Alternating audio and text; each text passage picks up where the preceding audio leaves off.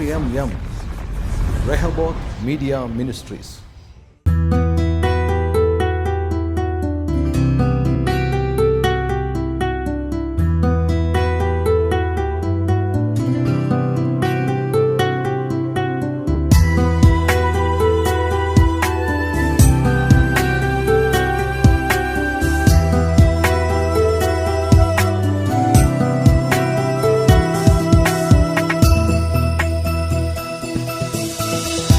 ಯೇಸುವಿನ ಪ್ರೀತಿ ಅನಂತ ಪ್ರೀತಿ ಕಂಡನು ಕಲ್ವಾರಿಯಲ್ಲಿ.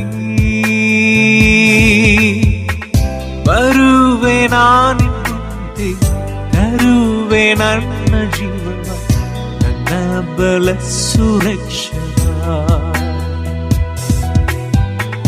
ಬರುವೆ ನಾನಿಂತೆ ತರುವೆ ನನ್ನ ಜೀವನ ನನ್ನ ಬಲ ಸುರಕ್ಷಕ.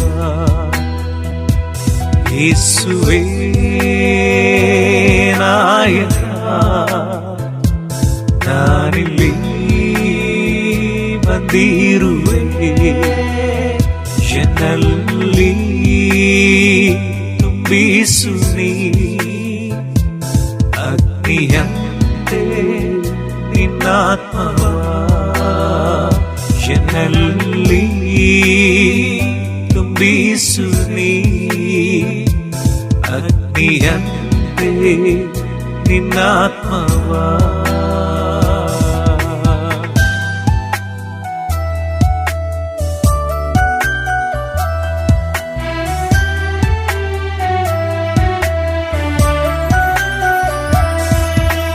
ಕಳೆದ ದಿನದ ನನ್ನ ಜೀವಿತ ಬರಮಾಡಲು ನನ್ನಿಂದಾಯಿತೆ. ನಿನ್ಮುಂದೆ ನಿಲ್ಲಲು ನಿನ್ನ ಸೇವೆ ಮಾಡಲು ನಾನು ಯೋಗ್ಯನಲ್ಲದೇವಾ. ನಿನ್ಮುಂದೆ ನಿಲ್ಲಲು ನಿನ್ನ ಸೇವೆ ಮಾಡಲು ನಾನು ಯೋಗ್ಯನಲ್ಲದೇವಾ. ಯೇಸುವೇ ನಾಯಕ, ನಾನಿಲ್ಲಿ ಬಂದಿರುವೆ.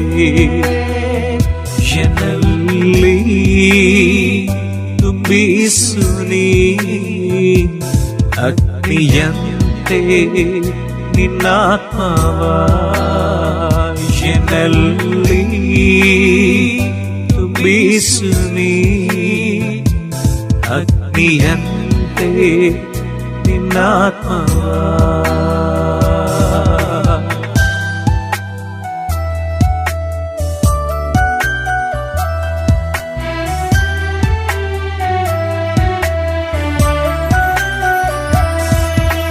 ಬರುವೆ ನಾನಿಲ್ಲಿ ರಕ್ಷಕ,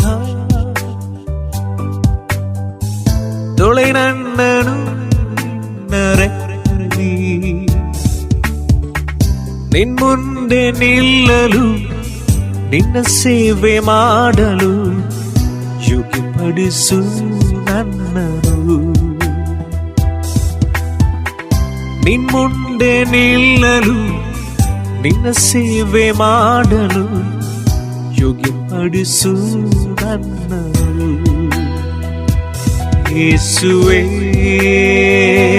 ನಾಯಕ, ನಾನಿಲ್ಲಿ ಬಂದಿರುವೆ. ಎನ್ನಲ್ಲಿ ತುಂಬಿಸು ನೀ ಅಗ್ನಿಯಂತೆ ನಿನ್ನಾತ್ಮವ. ಎನ್ನಲ್ಲಿ ತುಂಬಿಸು ನೀ ಅಗ್ನಿಯಂತೆ ನಿನ್ನಾತ್ಮವ.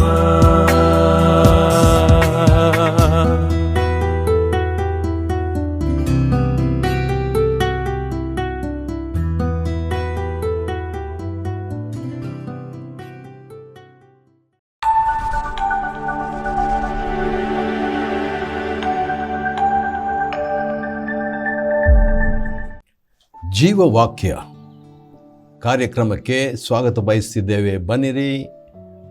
ಸುಮಾರು 20 ಸರಣಿ ಸಂದೇಶಗಳು ಬೇರೆ ಬೇರೆ ವಿಷಯಗಳ ಬಗ್ಗೆ ನಾವು ತರಗತಿಯ ಶೈಲಿಯಲ್ಲಿ ಬೋರ್ಡ್ನಲ್ಲಿ ಬರೆದು ನೋಡಿಕೊಂಡದ್ದಾಯಿತು. ಇವತ್ತು ಕೊನೆ ಒಂದು 20ನೇ ಸರಣಿ ಸಂದೇಶ ಆಗಿರ್ತದೆ. ಮತ್ತು ಪ್ರಾರಂಭ ಬಂದು ಸೃಷ್ಟಿಯ ಬಗ್ಗೆ ಇತ್ತು, ಸೃಷ್ಟಿಕರ್ತನ ಬಗ್ಗೆ ಇತ್ತು, ಸೃಷ್ಟಿಯ ಕಿರೀಟವಾಗಿರುವ ಮನುಷ್ಯನ ಬಗ್ಗೆ ಇತ್ತು, ಮನುಷ್ಯನು ಯಾರು ಅನ್ನುವಂಥ ಆತ್ಮ, ಪ್ರಾಣ, ಶರೀರ, ಅದರ ಬಗ್ಗೆ ನಾನು ಬರೆದು ತಿಳಿಸಿದೆ. ಮತ್ತು ಮಾನವನ ಮಹಾ ಸಮಸ್ಯೆ ಒಂದು ನಾನು ತಿಳಿಸಿದೆ. ಅದೇನೆಂದರೆ ಪಾಪೋಹಂ ಪಾಪಕರ್ಮಹಂ ಪಾಪಾತ್ಮಃ ಪಾಪ ಸಂಭವ ತ್ರಾಹಿಮಾಂ ಕೃಪಯಾ ದೇವ ಶರಣಾಗತ ವತ್ಸಲ ಅಂತ ಹೇಳಿಬಿಟ್ಟು, ಒಬ್ಬ ಭಕ್ತನು ನಾನು ಪಾಪಿ, ನಾನು ಹುಟ್ಟಿದ್ದು ಪಾಪದಲ್ಲಿ, ನನ್ನ ವಾತಾವರಣ ಇರುವಂಥದ್ದೆಲ್ಲೂ ಕೂಡ ಪಾಪ, ಆದ ಕಾರಣ ನನಗೊಂದು ಮುಕ್ತಿಯನ್ನು, ರಕ್ಷಣೆಯನ್ನು ಕೊಡು ದೇವರೇ, ನಿನಗೆ ನಾನು ಶರಣನಾಗ್ತೇನೆ ಅಂತ ಹೇಳಿಬಿಟ್ಟು ಭಕ್ತನು ಮಾಡಿದಂಥ ಒಂದು ಪ್ರಾರ್ಥನೆ ನನಗಿಷ್ಟ. ಆ ಬಗ್ಗೆ ಪುರಂದರದಾಸರು ಒಂದು ಹೇಳಿಕೆ ಕೂಡ, ಬೆಲ್ಲದೊಳಿಡಲು ಏನು ಫಲ, ಹಾವಿಗೆ ಹಾಲೆರದೇನು ಫಲ, ಕುಟಿಲವ ಬಿಡದಿಯ ಕುಜನರ ಮಂತ್ರದ ಪಠನೆ ಮಾಡಿದರೇನು ಫಲ. ಆ ರೀತಿಯಾಗೆಲ್ಲ ದಾಸರ ಪದಗಳಲ್ಲಿ ಕೆಲವನ್ನು ನಾವು ನೋಡಿಕೊಂಡಿದ್ವಿ. ಮತ್ತು ಈ ಮಾನವನ ಮಹಾ ಸಮಸ್ಯೆಗೆ ಪರಿಹಾರ ಏನಂದರೆ ಯಜ್ಞವು. ಭಗವದ್ಗೀತೆಯ 4ನೇ ಅಧ್ಯಾಯದ 30-31ನೇ ವಚನದಲ್ಲಿ ಯಜ್ಞವು ಅದರ ಮುಖಾಂತರವಾಗಿ ಮುಕ್ತಿ ಮೋಕ್ಷ ಎಂಬಂಥ ಮಾತು. ಇದೇ ಮಾತು ಸತ್ಯವೇದದಲ್ಲಿ ಇಬ್ರಿಯರಿಗೆ ಬರೆದ ಪತ್ರಿಕೆ 9, 22, 23 ಶ್ಲೋಕಗಳಲ್ಲಿ ರಕ್ತಧಾರೆ ಇಲ್ಲದೆ ಪಾಪ ಪರಿಹಾರ ಉಂಟಾಗುವುದಿಲ್ಲ ಎಂಬುದಾಗಿ. ಹಾಗಾದರೆ ಪರಿಹಾರ ಏನು? ಹೌದು, ಯಜ್ಞವೇ ಪರಿಹಾರ ಅಂತ ನೋಡಿದ್ವಿ. ಆದರೆ ಅದೇ ಸಂದರ್ಭದಲ್ಲಿ ದೇವರೇ, ವೇದಗಳು ಹೇಳುವ ಪ್ರಕಾರವಾಗಿ ದೇವರೇ ಯಜ್ಞವಾಗಬೇಕು, ದೇವರೇ ಬಲಿ ಆಗಬೇಕು. ಒಂದು ರೀತಿಯಿಂದ ಯಜ್ಞಂ ಸರ್ವಂ ಪ್ರತಿಷ್ಠಿತಂ, ಯಜ್ಞವೇ ಎಲ್ಲವನ್ನೂ ಅದು ಶುದ್ಧ ಮಾಡ್ತದೆ. ಆದರೆ ಇನ್ನೊಂದು ಸರದಲ್ಲಿ ಪ್ರಜಾಪತಿ ದೇವಭ್ಯಂ ಯಜ್ಞಂ ಆತ್ಮನಾಂ ಕೃತವಾ ಪ್ರಾಯಶ್ಚಿತ್, ದೇವರೇ ಸ್ವತಃ ಮನುಷ್ಯನಾಗಿ ನಮಗೆ ಪ್ರಾಯಶ್ಚಿತ್ತವಾಗಬೇಕು, ಪಾಪ ಪರಿಹಾರವನ್ನು ಕೊಡಬೇಕು ಎಂಬ ಮಾತುಗಳು ಇವೆಲ್ಲ ನೋಡ್ತಾ ಇದ್ದಾಗ ದೇವರಂಥ ವೇದಗಳು ಹೇಳುವಂಥ ದೇವರ ಒಂದು ಸಪ್ತ ಗುಣಲಕ್ಷಣಗಳು ಏನು ಅಂತ ಹೇಳ್ಬಿಟ್ಟು ಕೆಲವನ್ನು ನಾವು ನೋಡಿಕೊಂಡೆವು. ಉದಾಹರಣೆಗೆ ದೇವರಂಥ ವ್ಯಕ್ತಿ ವಾಕ್ಯವೆಂಬ ವ್ಯಕ್ತಿ ಆಗಿರಬೇಕು, ಓಂ ಎಂಬ ವಾಕ್ಯದ ವ್ಯಕ್ತಿ ಓಂಕಾರರಾಗಿರಬೇಕು ಅನ್ನುವಂಥ ಒಂದು ಮಾತು. ಮತ್ತು ದೇವರೆಂಬ ವ್ಯಕ್ತಿ ಸದಾ ಇರುವಾತನೇ ಆಗಿರಬೇಕು. ಗತಕಾಲ, ವರ್ತಮಾನ ಕಾಲ, ಭವಿಷ್ಯತ್ ಕಾಲಗಳಲ್ಲಿ ಇರುವಾತನೇ ದೇವರಂಥ ವ್ಯಕ್ತಿ ಎಂಬುದಾಗಿ ನೋಡ್ಕೊ. ಅಷ್ಟೇ ಅಲ್ಲದೆ ದೇವರು ಎಂಬ ವ್ಯಕ್ತಿ ಇದು ಬಿಟ್ಟು ಆತನು ಕಾಣಿಸ್ಕೊಳ್ಳಲಿಲ್ಲ ಅಂದರೆ ಏನು ಪ್ರಯೋಜನ ಅಂತ ಹೇಳ್ಬಿಟ್ಟು ದೇವರು ಮನುಷ್ಯನಾಗಬೇಕು ಎಂಬಂಥದ್ದು. ಹಾಗಾದರೆ ಮನುಷ್ಯನಾಗಿ ದೇವರು ಹುಟ್ಟಬೇಕು ಅಂತ ನೋಡುವಾಗ ಸಾಧಾರಣವಾದ ವ್ಯಕ್ತಿಗಳಲ್ಲಿ ಹುಟ್ಟಿದ ಹಾಗೆ ಹುಟ್ಟಬಾರದು, ಕನ್ಯೆಯಲ್ಲಿ ಹುಟ್ಟಬೇಕು ಎಂಬಂಥ ಮಾತು. ಅದೇ ರೀತಿಯಾಗಿ ಪಾಪರಹಿತನಾಗಿ ಇರುವಂಥ ವ್ಯಕ್ತಿಯೇ ದೇವರು. ಅದೇ ರೀತಿಯಾಗಿ ತನ್ನನ್ನೇ ಯಜ್ಞವಾಗಿ ಒಪ್ಪಿಸಿಕೊಟ್ಟಾತನೇ ದೇವರು.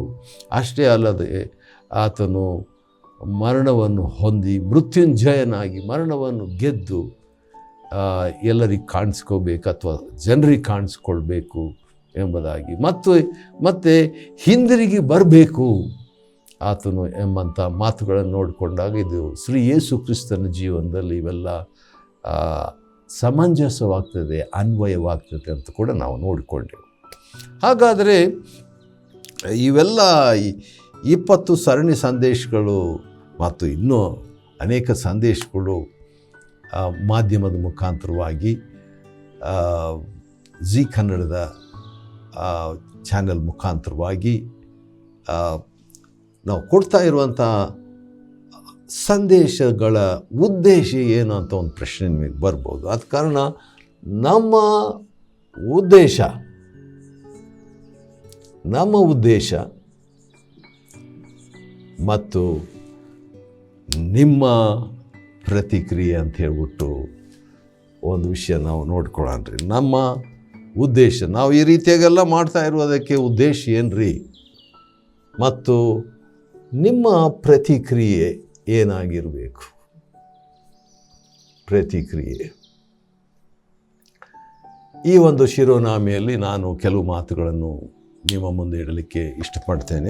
ಮೊದಲನೇದಾಗಿ ಒಂದು ಮಾತು ಹೇಳಬೇಕಾದೇನಂತ ಹೇಳಿದರೆ, ನೋಡ್ರಿ, ಒಂದು ಆಟದಲ್ಲಿ ಅಥವಾ ಏನಂತಾರೆ, ಯಾವುದೇ ಒಂದು ಕ್ರೀಡೆ ಅಥವಾ ಆಟದಲ್ಲಿ ಒಂದು ಗುರಿ ಇರಬೇಕು ಅಲ್ವಾ. ಇದನ್ನು ಒಂದು ಫುಟ್ಬಾಲ್ ತೆಗೆದುಕೊಳ್ರಿ, ಅದರಲ್ಲಿ ಗುರಿಗಂಬ ಇರುತ್ತೆ, ಗೋಲ್ ಪೋಸ್ಟ್. ಹಾಗಾದರೆ ಎಲ್ಲಾದರೂ ಫುಟ್ಬಾಲ್ ಆಟದಲ್ಲಿ ಅಥವಾ ಮ್ಯಾಚ್ನಲ್ಲಿ ಅಥವಾ ಒಲಿಂಪಿಕ್ಸ್ನಲ್ಲಿ ಅಥವಾ ಬೇರೆ ಬೇರೆ ಕಡೆಗಳಲ್ಲಿ ಈ ಗೋಲ್ ಪೋಸ್ಟು, ಗೋಲ್ ಕಂಬ ಒಂದು ಇರ್ತದೆ ರೀ. ಆ ಗೋಲ್ ಪೋಸ್ಟು ಇಲ್ಲದೆ ಫುಟ್ಬಾಲ್ ಆಡುವಂಥದ್ದು ಎಲ್ಲಾದರೂ ನೋಡಿದ್ದೀರಾ? ಯಾಕಂತ ಹೇಳಿದರೆ ಆ ಫುಟ್ಬಾಲ್ ಆಡುವಾಗ ಕೆಲವು ಸಾರಿ ಏನು ಮಾಡ್ತಾರೆ, ತಲೆಯಲ್ಲಿ ಕೂಡ ಅದನ್ನು ಚೆಂಡನ್ನು ರಭಸವಾಗಿ ತಳ್ತಾರೆ, ಕಾಲಲ್ಲಿ ಒದಿತಾರೆ. ಗೋಲ್ ಕಂಬ ಇಲ್ಲಿದ್ದರೆ ಈ ಕಡೆಯಲ್ಲಿ ಒದಿತಾ ಇರ್ತಾರೆ. ಯಾಕಂದರೆ ಅವ್ರ ಕಡೆ ಒಬ್ಬ ಆಟಗಾರನ ಅಲ್ಲಿ ನಿಂತಿರ್ತಾನೆ, ಆತನು ಬಂದು ಗೋಲನ್ನು ಸಾಧಿಸಲಿಕ್ಕೆ ಸಹಾಯಕರ ಅಂತ. ಈ ರೀತಿಯಾಗೆಲ್ಲ ಇದು ನಮಗೆ ಗೊತ್ತಿದೆ. ಅದೇ ರೀತಿಯಾಗಿ ಯಾವ ರೀತಿಯಾಗಿ ಒಂದು ಆಟದಲ್ಲಿ ಒಂದು ಗುರಿ ಅಥವಾ ಗುರಿಗಂಬ ಇದೆಯೋ, ಅದೇ ರೀತಿಯಾಗಿ ಜೀವನದಲ್ಲಿ ಒಂದು ಗುರಿಗಂಬ ಇರಬೇಕು. ಒಂದು ಸಾರಿ ಒಬ್ಬ ಮಹಾರಾಜನು ಅವನ ಯಾವಾಗ ದುಃಖ ಆಗ್ತದೋ ಅವಾಗೆಲ್ಲ ಬಂದು ವಿಕ್ರಮ್ ಅಂತ ಹೇಳ್ಬಿಟ್ಟು ಒಬ್ಬ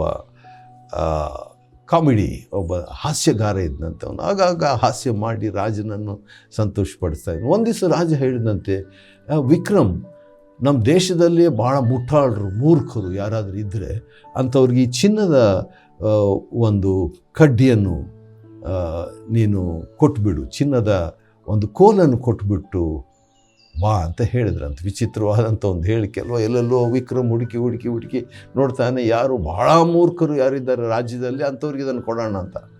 ಯಾರೂ ಸಿಗಲಿಲ್ಲ. ಕಡೆಗೆ ಅಷ್ಟರೊಳಗೆ ರಾಜನ ಅಸ್ವಸ್ಥನಾದ. ಆ ವಿಕ್ರಮ್ನ ಕರೆಸ್ರಿ ಅಂತ ಹೇಳ್ದ. ರಾಜನು ಭಾಳ ಅಸ್ವಸ್ಥನಾಗಿ ಮಲಗಿದ್ದಾಗ ಇನ್ನೂ ಆ ವಿಕ್ರಮ್ ಚಿನ್ನದ ಕೋಲನ್ನು ಇಟ್ಕೊಂಡಿದ್ದಾನೆ. ಆಗ ವಿಕ್ರಮ್, ನಾನು ಬಹಳ ದೀರ್ಘ ಒಂದು ಪ್ರಯಾಣ ಮಾಡ್ತೀನಿ, ಹಿಂದಿರುಗಿ ಬರೋದಿಲ್ಲ ಅಂತ ಹೇಳಿದ್ರಂತೆ. ಅಂದರೆ ಸತ್ತೋಗ್ತೀನಿ, ಹಿಂದಿರುಗಿ ಬರೋದಿಲ್ಲ ಅಂತ ಹೇಳಿದಾಗ, ಹಾಗಾದರೆ ಆ ದೀರ್ಘಕಾಲದ ಪ್ರಯಾಣಕ್ಕಾಗಿ ಪ್ರಭುಗಳೇ ನೀವೇನಾದರೂ ಸಿದ್ಧತೆಯನ್ನು ಮಾಡ್ಕೊಂಡಿದ್ದೀರಾ ಅಂತ ಹೇಳಿದಾಗ ರಾಜನು ಇಲ್ಲ ಅಂತ ಹೇಳಿದಂತೆ.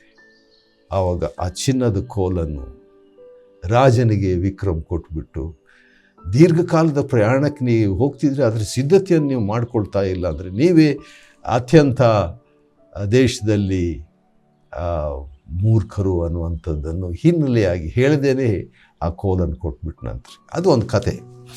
ಆದರೆ ನಮ್ಮ ಜೀವನದಲ್ಲಿ ಕೂಡ ನಮಗೆ ಒಂದು ಗುರಿ ಇರಬೇಕು.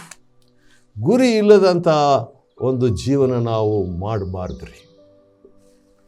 ಆ ಒಂದು ಮಾತನ್ನು ಹೇಳಿಬಿಟ್ಟು ಬೇಗನೆ ಇನ್ನೊಂದು ಮಾತನ್ನು ಹೇಳಬೇಕು. ಅದೇನೆಂದರೆ, ನಮ್ಮ ಈ ಜೀವವಾಕ್ಯ ವರ್ಡ್ ಆಫ್ ಲೈಫ್ ಕಾರ್ಯಕ್ರಮಕ್ಕೆ ನಾವು ಸ್ವಾಗತ ಬಯಸ್ತಾ ಇರ್ತೀವಲ್ಲ. ಇದು ರೆಹಬೋತ್ ಮೀಡಿಯಾ ಮಿನಿಸ್ಟ್ರಿ ವತಿಯಿಂದ ಮಾಡ್ತಾ ಇರುವಂಥ ಒಂದು ಕಾರ್ಯಕ್ರಮ. ಜಿ ಕನ್ನಡದ ಜಿ ಟಿ ವಿಯ ಒಂದು ಚಾನಲ್ನಲ್ಲಿ ನಿಮಗೆ ಬರ್ತಾ ಇದೆ. ಮತ್ತು ಇದು 2006ರಲ್ಲಿ ಜೂನ್ ತಿಂಗಳು ಪ್ರಾರಂಭವಾಯಿತು. ಅದು ನಮ್ಮ ಮನೆಯಲ್ಲಿ ಫ್ರಾನ್ಸಿಸ್ ಅಣ್ಣ, ಮರಿ ಅಕ್ಕ ಇವರು ಕೆಲವು ಭಕ್ತಾದಿಗಳನ್ನು ಕರೆಸಿ, ಪಂಡಿತರನ್ನು ಕೆಲವರು ಕರೆಸಿ ಅದನ್ನು ಹೊಸಬರು ನಾವು ಜಾನಿ ಲೀವರ್ ಹಿಂದಿ ಕಾಮಿಡಿಯನ್ ಇದ್ದಾರಲ್ಲ ಅವರು ಮನೆಗೆ ಬಂದಿದ್ದರು. ಮತ್ತು ದೇವರ ಸೇವಕರಾದಂಥ ಪ್ರಭಾಕರ್ ಅಯ್ಯನ್ ಅವರು ಬಂದಿದ್ದರು. ಅವರು ಮಾತಾಡಿದರು. ಅವರು ಇಹಲೋಕದ ಯಾತ್ರೆಯನ್ನು ಮುಗಿಸಿದ್ದಾರೆ. ಬ್ರದರ್ ವರದರಾಜ್ ಅಂತ ಹೇಳ್ಬಿಟ್ಟು ಸುವಾರ್ಥಿಕರು ಅವರು ಬಂದು ಮಾತಾಡಿದರು ನಮ್ಮ ಮನೆಯಲ್ಲಿ. ಈ ರೀತಿಯಾಗಿ ಅನೇಕ ಸೇವಕರುಗಳನ್ನು ಕರೆಸಿ ಫ್ರಾನ್ಸಿಸ್ ಅಣ್ಣ ಮತ್ತು ಮರಿ ಅಕ್ಕ ಅವರು ಭಾಳ ಉತ್ತೇಜನ ಮಾಡಿದರು. ಅದಕ್ಕೆ ಇದನ್ನು ನಾನು ಯಾಕೆ ಹೇಳ್ತಿದ್ದೀನಿ ಅಂದರೆ, ನಾನು ಟಿ ವಿ ಸೇವೆಯಲ್ಲಿ ಮಿನಿಸ್ಟ್ರಿಯಲ್ಲಿ ಬರಲಿಕ್ಕೆ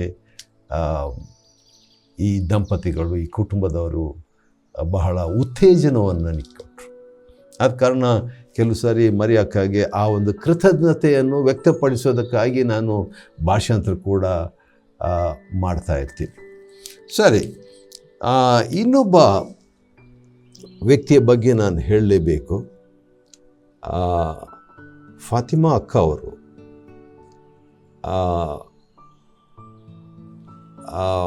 ಇವರು ಬಹಳಷ್ಟು ಇಂಥ ಒಂದು ಕಾರ್ಯಕ್ರಮ ನಡಿಬೇಕು, ಟೆಲಿಕಾಸ್ಟ್ ಆಗಬೇಕು, ಅನೇಕ ಜನರಿಗೆ ತಲುಪಬೇಕು ಎಂಬಂಥ ಉದ್ದೇಶದಿಂದ ಅವರು ತಮ್ಮ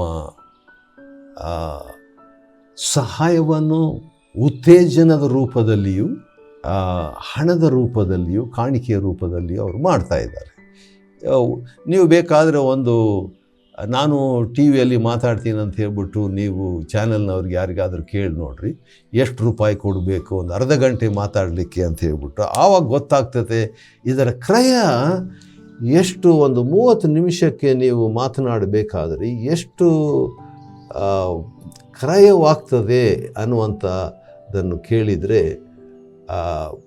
ಆವಾಗ ಗೊತ್ತಾಗ್ತದೆ ಬಹಳ ಹಣ ಬೇಕು ಅಂತ. ಇಷ್ಟೊಂದು ದುಡ್ಡನ್ನು ಪ್ರತಿ ಬಾರಿನೂ ಪ್ರತಿ ಕಾರ್ಯಕ್ರಮಕ್ಕೂ ಖರ್ಚು ಮಾಡ್ತಾ ಇರುವಂಥ ಉದ್ದೇಶ ಏನಿರ್ಬೋದು? ಸಾವಿರಾರು ರೂಪಾಯಿಗಳು ಆಗ್ತದ್ರಿ. ಏನಿರ್ಬೋದು ಅನ್ನುವಂಥ ಪ್ರಶ್ನೆ ನಿಮಗೂ ಬಂದಿರ್ಬೋದು, ನನಗೂ ಕೂಡ ಬಂದಿತ್ತು. ಅದನ್ನೇ ನಾನು ಸ್ವಲ್ಪ ನಿಮ್ಮ ಮುಂದೆ ಸ್ಪಷ್ಟಪಡ್ತೀನಿ. ಅದನ್ನು ಸ್ಪಷ್ಟಪಡಿಸೋದಕ್ಕೆ ಮುಂಚಿತವಾಗಿ ನಮ್ಮ ಉದ್ದೇಶ ಬಂದು ಏನಂದರೆ ಮತಾಂತರ ಅಲ್ಲ.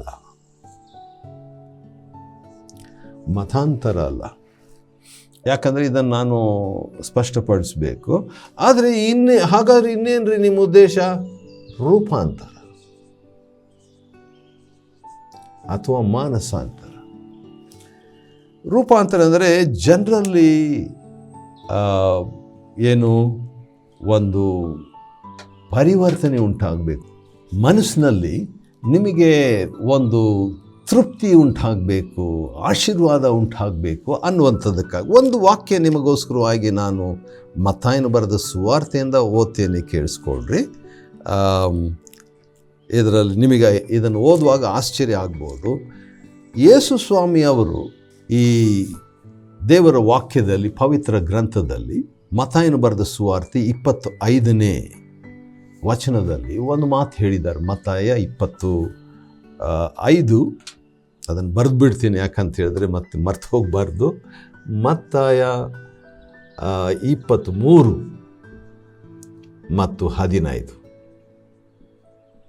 ಏನಂತಿದೆ ಆ ವಾಕ್ಯ? ಯೇಸು ಸ್ವಾಮಿಯವರೇ ಮಾತನಾಡ್ತಾ ಇರುವಂಥ ಮಾತು. ಕಪಟಿಗಳಾದ ಫರಿಸಾಯರೇ, ಇಲ್ಲಿ ಇವರೆಲ್ಲ ಯಾರಪ್ಪ ಅಂದರೆ ಧಾರ್ಮಿಕ ನಾಯಕರು, ಧರ್ಮಶಾಸ್ತ್ರಿಗಳೇ, ಅಂದರೆ ಧರ್ಮ ಪ್ರಚಾರ ಮಾಡ್ತಾ ಇದ್ದಂಥ ವ್ಯಕ್ತಿಗಳು. ಅವ್ರಿಗೆ ಯೇಸು ಸ್ವಾಮಿ ಹೆಂಗೆ ಸ್ಟಾರ್ಟ್ ಮಾಡ್ತಾರೆ, ಹೆಂಗೆ ಮಾತಾಡ್ತಾರೆ ಅಂದರೆ ಕಪಟಿಗಳಾದ ಫರಿಸಾಯರೇ ಅಥವಾ ಕಪಟಿಗಳಾದ ಧರ್ಮಶಾಸ್ತ್ರಿಗಳೇ, ನಿಮಗೆ ಕಷ್ಟ ಅಥವಾ ನಿಮಗೆ ಶಾಪ ಅನ್ನುವಂಥ ರೀತಿಯಲ್ಲಿ ಮಾತಾಡ್ತಿದ್ದಾರೆ. ಏಕೆಂದರೆ ಅದು ಬರೆದಿದೆ, ಏಕೆಂದರೆ ಸಮುದ್ರವನ್ನು ಭೂಮಿಯನ್ನು ಸುತ್ತುತ್ತೀರಿ. ಏನು ಉದ್ದೇಶ? ಮತಾಂತರ ಮಾಡಬೇಕಂಬಂಥ ಉದ್ದೇಶ ಅಂತ. ಮತಾಂತರ ಮಾಡಿದ ಮೇಲೆ ಅವನನ್ನು ನಿಮಗಿಂತಲೂ 2ರಷ್ಟು ನರಕಕ್ಕೆ ಗುರಿಯಾಗುವಂತೆ ಮಾಡ್ತೀರಿ. ಗುರಿ ಅಂತ ನಾವು ನೋಡಿದ್ದೀವಲ್ಲ. ನೋಡಿ, ಯೇಸು ಸ್ವಾಮಿ ಈ ಮತಾಂತರದ ವಿಷಯದಲ್ಲಿ ಅವರು ವಿರುದ್ಧವಾಗಿದ್ದರು. ಆದರೆ ಅದೇ ಸಂದರ್ಭದಲ್ಲಿ ರೂಪಾಂತರ, ಮಾನಸಾಂತರ ಪಡಬೇಕಂತ ಹೇಳ್ಬಿಟ್ಟು ಅದೇ ಯೇಸು ಸ್ವಾಮಿ ಅದೇ ಮತ್ತಾಯನ ಬರೆದ ಸುವಾರ್ತೆ 3ನೇ ಅಧ್ಯಾಯದ 1ನೇ 2ನೇ ವಚನದಲ್ಲಿ ಮಾನಸಾಂತರ ಪಡ್ರಿ, ಆವಾಗ ನಿಮಗೆ ರೂಪಾಂತರವಾಗ್ತದೆ, ನಿಮ್ಮ ಜೀವನ ಬದಲಾಗ್ತದೆ, ನಿಮ್ಮ ಆತ್ಮ ಬದಲಾಗ್ತದೆ, ದೇವರ ಆಶೀರ್ವಾದ ಬರ್ತದೆ ಅಂತ ಹೇಳ್ಬಿಟ್ಟು. ಆದ ಕಾರಣ ಆ ಒಂದು ಮಾತನ್ನು ನಾನು ಹೇಳಬೇಕು. ಆ ಒಂದು ಕಾರಣದಿಂದಲೇ ಯೇಸು ಸ್ವಾಮಿ ಲೋಕದ ಕಡೆಗೆ ಹೋಗಿ ನೀವು ಜನರಿಗೆ ಈ ಶುಭ ವರ್ತಮಾನವನ್ನು, ಪ್ರಜಾಪತಿ ಯಜ್ಞವಾಗಿದ್ದಾರೆಂಬಂಥ ಶುಭ ವರ್ತಮಾನವನ್ನು, ಪಾಪದ ಪರಿಹಾರದ ಶುಭ ವರ್ತಮಾನವನ್ನು ಎಲ್ಲ ಜನರಿಗೆ ಸಾರಿರಿ ಅಂತ ಹೇಳಿದ್ದಾರೆ. ಆದರೆ ಆದ ಕಾರಣ ಅದನ್ನು ನಾನು ಸ್ಪಷ್ಟಪಡಿಸಬೇಕು. ನಮ್ಮ ಉದ್ದೇಶ ಏನಂದರೆ ಮತಾಂತರವಲ್ಲ, ಆದರೆ ರೂಪಾಂತರ. ಸರಿ, 5ನೇದಾಗಿ ಇನ್ನೊಂದು ಮಾತನ್ನು ನಾನು ಹೇಳಬೇಕು. ಅದೇ ಸಂದರ್ಭದಲ್ಲಿ ಒಂದು ಹೋಮ್ವರ್ಕ್ ನಿಮಗೆ ಕೊಟ್ಟರೆ ಒಳ್ಳೆಯದಂತ ನನಗೆ ಕಾಣ್ತದೆ. ಅದೇನಂತ ಹೇಳಿದ್ರೆ, ನೀವು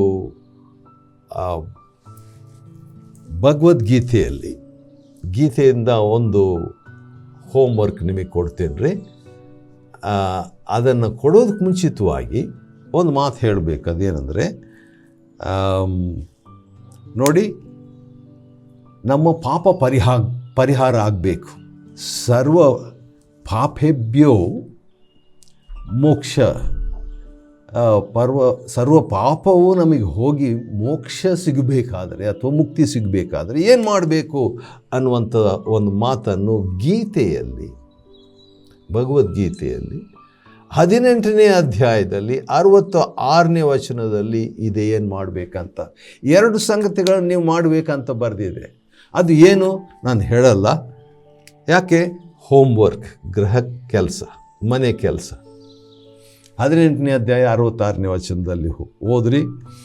ಯಾವ ರೀತಿಯಾಗಿ ಸರ್ವ ಪಾಪವು ನಮಗೆ ಹೋಗಿ ನಮಗೆ ಮೋಕ್ಷ ಈ ಕ್ಷಯ ನಮಗೆ ಲಭ್ಯ ಆಗಬೇಕಾದರೆ ಏನು ಮಾಡಬೇಕು ಅನ್ನುವಂಥದ್ದು. ಸರಿ, 5ನೇದಾಗಿ ಇನ್ನೊಂದು ಮಾತು ನಾನು ಹೇಳಬೇಕು. ಏನು ನೋಡ್ತಾ ಇದ್ದೀವಿ, ನಮ್ಮ ಉದ್ದೇಶ, ನಿಮ್ಮ ಪ್ರತಿಕ್ರಿಯೆ. ಯಾಕಂದರೆ ಒಂದು 20 ಸಂದೇಶಗಳನ್ನು ನಾವು ಕೇಳಿದ್ವಿ. ಆದ ಕಾರಣ ನಮ್ಮ ಉದ್ದೇಶ ಏನು, ಇಷ್ಟೊಂದು ವಿಷಯಗಳನ್ನು ಮಾತಾಡಲಿಕ್ಕೆ. ಇದಷ್ಟೇ ಅಲ್ಲ, 2006ರಿಂದ ನಾವು ಮಾತಾಡ್ತಾನೇ ಇದ್ದೀವಿ, ಬ್ರಾಡ್ಕಾಸ್ಟ್ ಆಗ್ತಾನೇ ಇದೆ. ಉದ್ದೇಶ ಏನಂತ ಹೇಳಿದರೆ, ಈಗ ನಾನು 5ನೇದಾಗಿ ಹೇಳ್ತೀನಿ, ನಿಮ್ಮ ಆಶೀರ್ವಾದ ನಿಮಗೆ ಆಶೀರ್ವಾದವಾಗಬೇಕು. ಈಗಾಗಲೇ ನಾನು ಹೇಳಿದೆ, ಆದರೂ ಕೂಡ ಅದನ್ನು ವಿವರಿಸ್ತೀನಿ ರೀ. ನಿಮ್ಮ ಆಶೀರ್ವಾದ ಏನಂತ ಹೇಳಿದರೆ,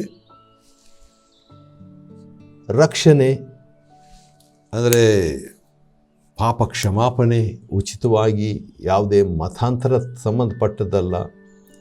ರಕ್ಷಣೆ, ರೂಪಾಂತರಕ್ಕೆ ಸಂಬಂಧಪಟ್ಟದ್ದು. ಸ್ವಸ್ಥತೆ. ಯಾಕಂತ ಹೇಳಿದ್ರೆ, ಫ್ರಾನ್ಸಿಸ್ ಅಣ್ಣ ಅವರು ನಾನು ಸ್ವತಃ ನೋಡಿದ್ದೇನೆ, ನಾನು ಅವ್ರಿಗೆ ಭಾಷಾಂತರ ಮಾಡಿದ್ದೇನೆ. ಅವರು ಮಾತಾಡುವಾಗ ಅನೇಕ ಜನರು ಆಶ್ಚರ್ಯವಾಗಿ ಸ್ವಸ್ಥತೆಯನ್ನು ಹೊಂದಿಕೊಂಡ್ರು, ಅನೇಕ ರೋಗಗಳಿಂದ ಬಿಡುಗಡೆಯನ್ನು ಹೊಂದಿಕೊಂಡ್ರು. ಈ ನಿಮ್ಮ ನಿಮಗೆ ಆಶೀರ್ವಾದ ಆಗಬೇಕು, ಸ್ವಸ್ಥತೆ ಆಗಬೇಕು. ಅನೇಕ ಜನರು ನಮಗೆ ಕರೆ ಮಾಡಿಬಿಟ್ಟು ಸಾಲ ಇತ್ತು ನಮಗೆ, ಆದರೆ ಬರ್ತಾ ಈ ಕಾರ್ಯಕ್ರಮದ ಮುಖಾಂತರವಾಗಿ ಸಾಲ ನಮಗೆ ತೀರಿಸಲಾಗಿದೆ ಎಂಬಂಥ ಮಾತು. ಅದೇ ಸಂದರ್ಭದಲ್ಲಿ ಸಂಬಂಧ, ಕೆಲವರಿಗೆ ಏನು ಮನಸ್ತಾಪ ಅಂಥದ್ದೆಲ್ಲ ಕುಟುಂಬದಲ್ಲಿ ವ್ಯಕ್ತಿಗಳ ಜೊತೆಗಿರುವುದೆಲ್ಲ ಪರಿಹಾರ ಆಗಿದೆ ಅಂತ ಹೇಳ್ಬಿಟ್ಟು ನಮಗೆ ಜನರು ಕರೆ ಮಾಡಿ ಹೇಳ್ತಿರ್ತಾರೆ. ಅಷ್ಟೇ ಅಲ್ಲದೆ ಪ್ರಾರ್ಥನೆ, ಕೆಲವರು ನಮಗೋಸ್ಕರ ಪ್ರಾರ್ಥನೆ ಮಾಡಿರಿ ಅಂತ. ಈ ಒಂದು ಕಾರಣದಿಂದ ನಾವು ಅದನ್ನೆಲ್ಲ ನಾವು ಮಾಡ್ತಾಯಿದ್ದೀವಿ. ಒಂದು ಸರಿ ಮಂಗಳೂರಿನಿಂದ ಒಂದು ಸರಿ ಕಾಲ್ ಬಂತು ನನಗೆ. ನಾವು ಈಗ ಹೋಟ್ಲ್ನಲ್ಲಿ ನಾನು ನನ್ನ ಹೆಂಡತಿ ಇದ್ದೀವಿ, ನಾವು ಆತ್ಮಹತ್ಯೆ ಮಾಡ್ಕೋಬೇಕಂತಿದ್ದೀವಿ, ನಾವು ಕೇರಳದಿಂದ ಬಂದಿದ್ದೀವಿ, ನಾವು ಈಗ ಮಂಗಳೂರಿನಲ್ಲಿದ್ವಿ. ಆದ ಕಾರಣ ನೀವೇನು ಹೇಳ್ತೀರಿ, ನಮ್ಗಾಗಿ ಪ್ರಾರ್ಥನೆ ಮಾಡಿರಿ ಅಂತ. ತಕ್ಷಣ ನಾನು ನನ್ನ ಸ್ನೇಹಿತರು ಜಾಯ್ ಕೆ ಪೀಟರ್ ಅಂತ ಹೇಳ್ಬಿಟ್ಟು ದೇವ್ರ ಸೇವಕರನ್ನ ಅಲ್ಲಿ ಕಳಿಸಿ ಅವ್ರ ಹತ್ರ ಮಾತಾಡಿ ಅವರಿಗೆ ಬೇಕಾದ ಸ್ವಲ್ಪ ಹಣ ಬೇಕಾಗಿತ್ತು, ಅವರಿಗೆ ಸ್ವಲ್ಪ ಕೊಟ್ಟು ಆತ್ಮಹತ್ಯೆಯಿಂದ ಅವರಿಗೆ ಇಂಥ ಕಾರ್ಯಕ್ರಮದ ಮುಖಾಂತರವಾಗಿ ಅವರಿಗೆ ಬಿಡುಗಡೆ ಆಯಿತು. ಇನ್ನೊಂದು ಕಾರಣ ಏನಂತ ಹೇಳಿದರೆ, ಋಗ್ವೇದದಲ್ಲಿ ಏನಂತಿದೆ ಅದನ್ನು ನಾನು ಹೇಳಬೇಕು. ಋಗ್ವೇದ ಒಂದು ಸರಿ ಹೇಳಿದ್ದೀನಿ, ಆದರೂ ಕೂಡ ಹೇಳಬೇಕು. 1ನೇ ಅಧ್ಯಾಯದ 89ನೇ ಶ್ಲೋಕದಲ್ಲಿ ಏನಂತಿದೆ, ಎಲ್ಲ ಕಡೆಗಳಿಂದ ಅನೋಭದ್ರ ಕೃತವೋ ಎಂತೂ ವಿಶ್ವಥ, ಅಂದರೆ ಎಲ್ಲ ಕಡೆಗಳಿಂದ ನಮಗೆ ಉತ್ತಮ ಯೋಚನೆಗಳು ಬರಲಿ ಅಂತ ಹೇಳ್ಬಿಟ್ಟು. ಹೌದು, ಬೈಬಲ್ ಪ್ರಕಾರವಾಗಿ ನ್ಯಾಯ ತೀರ್ಪು ಅನ್ನುವಂಥದ್ದು ಒಂದು ಇದೆ ರೀ. ನ್ಯಾಯ ತೀರ್ಪು ಅಷ್ಟೇ ಅಲ್ಲ, ಕುರಾನ್ನಲ್ಲಿ ಕೂಡ ಅದರ ಬಗ್ಗೆ ಬರೆದಿದೆ. ದಿವ್ಯ ಕುರಾನ್ ಏನು ನ್ಯಾಯ ತೀರ್ಪು, ಜಡ್ಜ್ಮೆಂಟ್ ಅಂತ ಹೇಳ್ಬಿಟ್ಟು, ಅದು ಸೂರ 69ನೇ ಸೂರದಲ್ಲಿ ಬರೆದಿದೆ. ಏನಂತ ಹೇಳ್ಬಿಟ್ಟು ನ್ಯಾಯ ತೀರ್ಪು ಇದೆ. ಆದ ಕಾರಣ ಯಾವ ರೀತಿಯಾಗಿ ಆ ವಿಕ್ರಮ್ ಮತ್ತು ಮಹಾರಾಜರ ಕಥೆಯಲ್ಲಿ ನಾನು ಹೇಳಿದ್ನಲ್ವ, ಮಹಾರಾಜರು ಸಿದ್ಧವಾಗಿರಲಿಲ್ಲ ದುರ್ಗ ಪ್ರಯಾಣಕ್ಕೆ. ಆ ರೀತಿಯಾಗಿ ನಾವು ನ್ಯಾಯ ತೀರ್ಪಿನ ವಿಷಯದಲ್ಲಿ ಸಿದ್ಧವಾಗಿ ಇರಬೇಕು ಅನ್ನುವಂಥ ಉದ್ದೇಶದಿಂದ ಕೂಡ ನಾವು ಈ ಕಾರ್ಯಕ್ರಮಗಳನ್ನು ಮಾಡ್ತಾ ಇದ್ದೇವೆ. ಖಯಾಮತ್ ಕೆ ದಿನ್ ಅಂತ ಹೇಳ್ಬಿಟ್ಟು ಅದೇ. ಇನ್ನೊಂದು ಪ್ರಾರ್ಥನೆಯಿಂದ ನಾನು ಮುಗಿಸ್ಲಿಕ್ಕೆ ಇಷ್ಟಪಡ್ತೇನೆ. ಅದೇನಂತ ಹೇಳಿದ್ರೆ, ಬೃಹತ್ ಅರಣ್ಯಕ ಉಪನಿಷತ್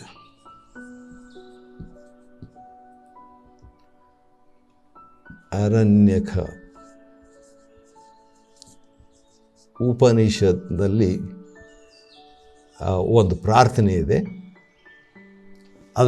ಅದರೊಂದಿಗೆ ಮುಗಿಸ್ಲಿಕ್ಕೆ ಇಷ್ಟಪಡ್ತೇನೆ ರೀ. ಆ ಪ್ರಾರ್ಥನೆ ಎಲ್ಲಿದೆ ಅಂತ ಹೇಳಿದರೆ, 1ನೇ ಅಧ್ಯಾಯದ 3ನೇ ಭಾಗದಲ್ಲಿ ಮತ್ತು 28ನಲ್ಲಿ. ನೀವು ಬೇಕಾದರೆ ಗೂಗಲ್ನಲ್ಲಿ ಇದನ್ನು ಮಾಡಿಬಿಟ್ಟು ನೋಡ್ಬೋದು, ಮತ್ತು ಫೋಟೋ ತಗೊಳ್ರಿ, ಸ್ಕ್ರೀನ್ಶಾಟ್ ತಗೊಳ್ರಿ. ಅಸತ್ವಮ ಸದ್ಗಮಯ ಅಂದರೆ ಅಸತ್ಯದಿಂದ ನನ್ನನ್ನು ಬಿಡಿಸಿದ್ದೇವೆ. ತಮಸೋಮ ಜ್ಯೋತಿರ್ಗಮಯ, ಕತ್ತಲೆಯಿಂದ ಬೆಳಕಿಗೆ ನನ್ನನ್ನು ನಡೆಸು. ಆನಂತರ ಮೃತ್ಯೋಮ ಅಮೃತಂ ಗಮಯ, ಮರಣದಿಂದ ನನ್ನನ್ನು ನಿತ್ಯ ಜೀವಕ್ಕೆ ನಡೆಸು ಅಂತ ಭಕ್ತನು ಪ್ರಾರ್ಥನೆ ಮಾಡ್ತಾನೆ. ಆ ರೀತಿಯಾಗಿ ನಾವು ಕೂಡ ಪ್ರಾರ್ಥನೆ ಮಾಡಿ ಈ ಕಾರ್ಯಕ್ರಮವನ್ನು ಮುಗಿಸೋಣ. ದೇವರು ನಿಮ್ಮನ್ನು ಆಶೀರ್ವದಿಸಲಿ.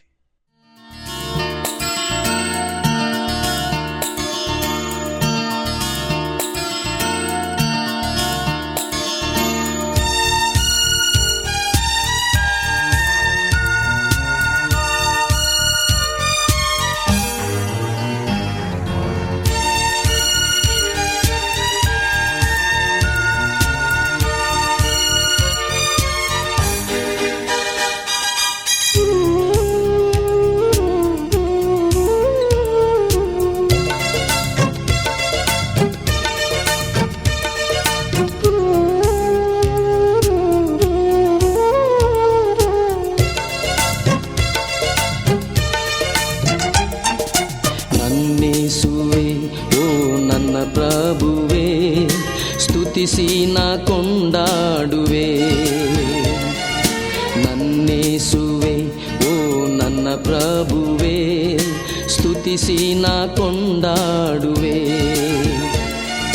ಕರುಣಿಸು ನನ್ನನು ನಿನ್ನಾಯ ಹಸ್ತದಿ, ಕರುಣಿಸು ನನ್ನನು ನಿನ್ನಾಯ ಹಸ್ತದಿ, ಕೈ ಹಿಡಿ